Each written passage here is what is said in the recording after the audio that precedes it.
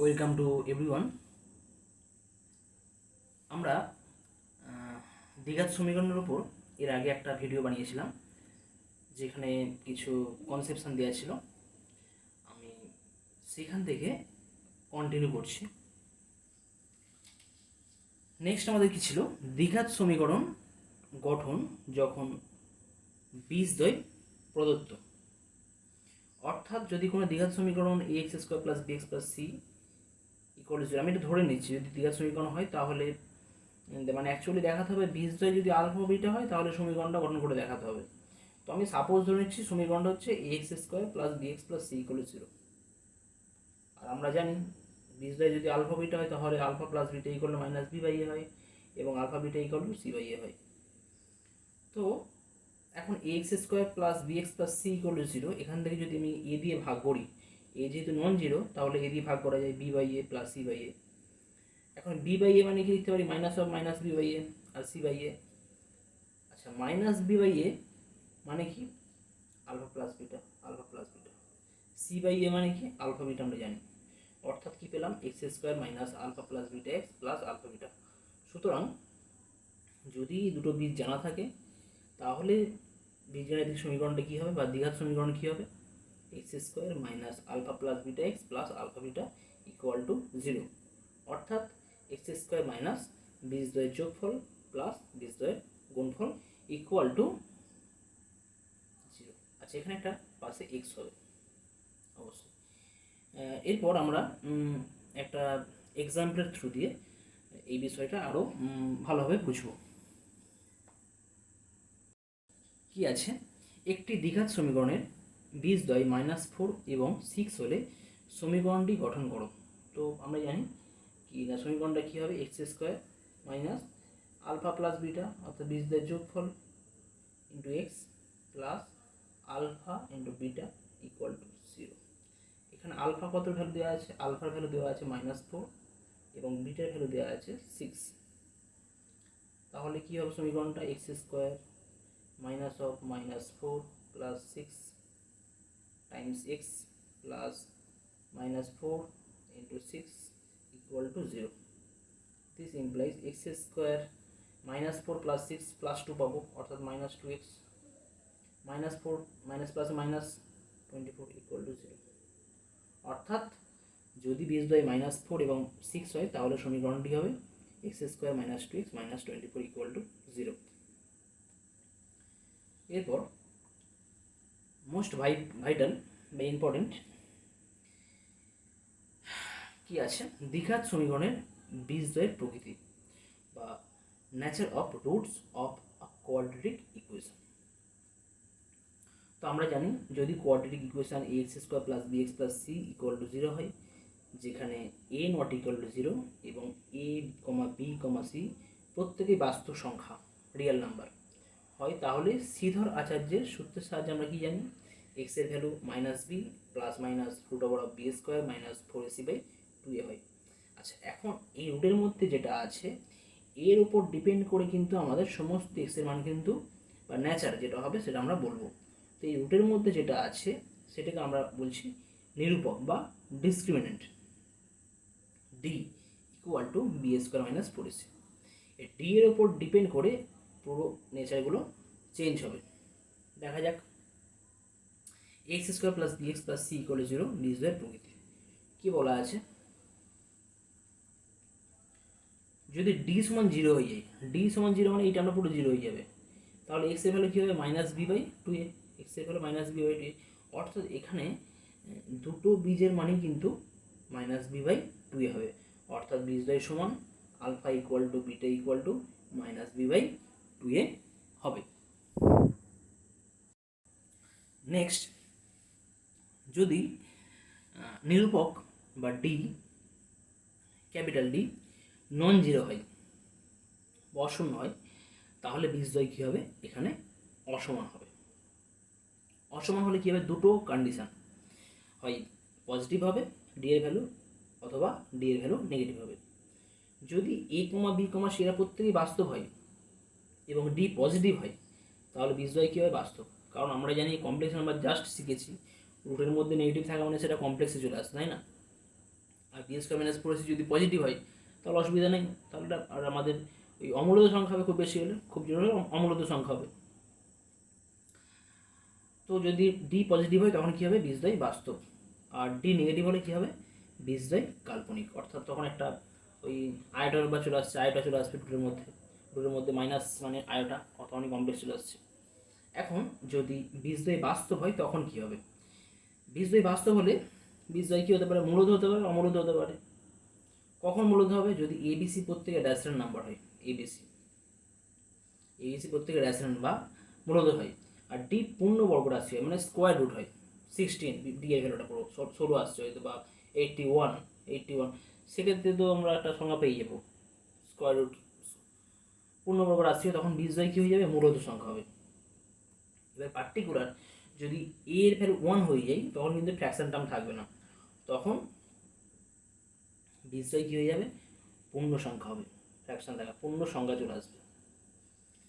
আর যদি এ কমা B comma C rational number হয় আর টি এর ভ্যালু পূর্ণবর্গ না হয়, অর্থাৎ রুট ডি এর ভ্যালু 19 হতে পারে, 21 হতে পারে, এই ধরনের কোনো সংখ্যা হলে তখন যে ভ্যালু পাবো তখন সেটা হবে আমাদের বীজদ্বয়, তখন হয়ে যাবে অমূলত। অর্থাৎ এই ব্যাপারগুলো প্রত্যেকটা আমাদের জেনে রাখা দরকার। এর থ্রু দিয়ে আমরা বিভিন্ন ধরনের প্রবলেম সলভ করলে সেখান থেকে আমরা প্রকৃতিগুলো দেখে বলতে পারবো। তো কিছু এক্সাম্পল করা যাক। কোশ্চেন কি দেওয়া আছে, এত সমীকরণগুলির বীজদ্বয়ের প্রকৃতি লেখো। অর্থাৎ কোশ্চেন নাম্বার 1 কি আছে, x square minus 2√3x minus 22, এখানে 2√3 আছে, 2√3 এর জন্য কোনো সমস্যা হবে না। এক্স এর পাওয়ার যদি রুট টাইপে থাকতো, হাফ বা 1 থাকতো, তখন কিন্তু এটা বহুপদীর সংখ্যা আমরা এক্সপ্রেশন লেফট হ্যান্ড সাইডে থাকতো না, তখন সেটা আমরা ওই বীজগণিতের সংখ্যা আমরা বলতে পারতাম না, বা সমীকরণ বলতে পারতাম না বীজগণিতে। তো এই ক্ষেত্রে তো এটা তো বাস্তব সংখ্যা, কোনো সমস্যা নেই। দেখা যাক তাহলে এখানে এ কত আছে কোশ্চেন নাম্বার 1 জন্য 1, বি কত এখানে -2√3, সি এর ভ্যালু কত -22, কী বার করবো, ডি নিরূপক, B square minus 4ac, B square করলে -2√3 হোল স্কোয়ার -4 1, সি এর ভ্যালু -22, অতএব ডি সমান কত হবে, মাইনাস স্কোয়ার করলে প্লাস হয়ে যাচ্ছে, 2 স্কোয়ার করলে 4, আর তোমার √3 স্কোয়ার করলে 3, মানে 4 3 12, 12 মাইনাস মাইনাসে প্লাস 88, অর্থাৎ কত আসবে 100, 100 মানে কি 10 স্কোয়ার। আচ্ছা এখানে কিন্তু যে আমাদের এক্স স্কোয়ারের সহগুলো কিন্তু প্রত্যেকেই কিন্তু বাস্তব সংখ্যা, কিন্তু রেশনাল নয়, এটা 2√3 কিন্তু ইরেশনাল নাম্বার, অমূলত সংখ্যা, আর কিন্তু রুটের ভেতরে 10 স্কোয়ার রয়েছে, এটা পূর্ণবর্গ হচ্ছে স্কোয়ার। তাহলে এখানে বীজদ্বয় কী হবে, বীজদ্বয় তো 0 হলে সমান বলতাম, যেহেতু নন জিরো তাহলে নিশ্চয়ই অসমান হবে, আর পজিটিভ অবশ্যই, তাহলে পজিটিভ হলে আমরা বলবো বাস্তব, বীজদ্বয় কী হবে, বাস্তব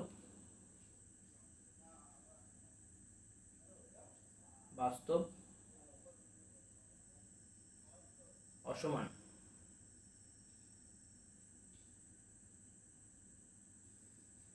বাস্তবভাবে অসমান হবে, এই দুটো কন্ডিশন বলতে পারবো, কিন্তু বাকি আমি পার্টিকুলার সেটা পূর্ণ সংখ্যা হবে কি না বলতে পারবো না, কারণ এখানে 2√3 আছে, এটা তো আমাদের একটা অমূলত সংখ্যা, তাই না। বাকি নেক্সট কোশ্চেন, এটা তোমরা নিজেরা ট্রাই করবে, 4x square minus 12x plus 9 equal to 0 কী হবে। নেক্সট আসছি দ্বিঘাত সমীকরণের এক বা একাধিক সহগ শূন্য হলে বীজদ্বয়ের প্রকৃতি কী হবে, তখন বীজদ্বয় আমরা কী করে নির্ণয় করতে পারবো কি পারবো না সেগুলো আমরা জানবো। কেস 1, যদি a সমান 0 হয়ে যায়, বীজদ্বয় অ্যাকচুয়ালি সমীকরণটা কী হয়, x square plus bx plus c equal to 0, যেখানে a not equal to 0 condition দেওয়া থাকে। এখন বাই চান্স যদি a সমান 0 হয়ে যায় তখন কী হবে, তখন তো এটা দ্বিঘাত সমীকরণ থাকবে না, তখন x এর মান কী হয়ে যাবে, -c/b হয়ে যাবে, তখন দুটো রুট পাবো না, অর্থাৎ একটা রুট কিন্তু অনির্ণেয় হয়ে যাবে, অর্থাৎ একটি বীজ অনির্ণেয় এবং অপর বীজটি বাস্তব ও মূলত হবে। বাস্তব বুঝতে পারছি, আর মূলত হবে ফ্র্যাকশানে রয়েছে, মূলত হবে তখন। অ্যাজ পার এক্সাম্পল দেওয়া আছে a ইন্টু মানে 0 into x square plus 2x plus 3 দেওয়া আছে, তাহলে 2x plus 3 equal to 0, x এর ভ্যালু কী পাবো -3/2 পাওয়া যাবে। নেক্সট কি কেস আছে, কেস 2, যদি b সমান 0 হয়ে যায়, এখানে যদি b সমান 0 হয়ে যায় তাহলে এই টার্মটা থাকবে না, অ্যাবসেন্ট। b সমান 0 হয়ে গেলে অ্যাজ পার এক্সাম্পল এটা দেওয়া হয়েছে,